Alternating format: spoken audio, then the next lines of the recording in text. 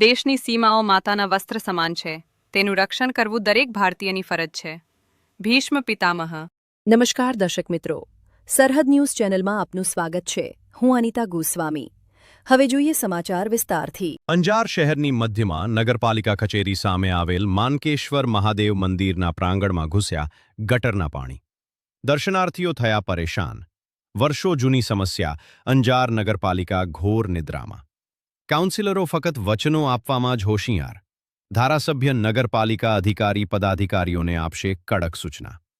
એક સમયે અંજાર શહેર અને અજેપાળ દાદા ધણી, પરંતુ હાલમાં અંજાર શહેરની કોઈ ચિંતા કરવાવાળું જ કોઈ ન હોય તેમ જ્યાં જુઓ ત્યાં કચરાના ઢગલાઓ અને ગટરના પાણી જોવા મળે છે.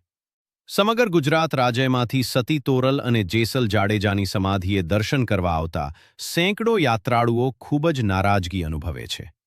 નવનિયુક્ત કાઉન્સિલરો જાગે અને શહેર સ્વચ્છ રહે તે માટે પ્રયત્ન કરે તેવું અંજારવાસીઓ ઈચ્છી રહ્યા છે.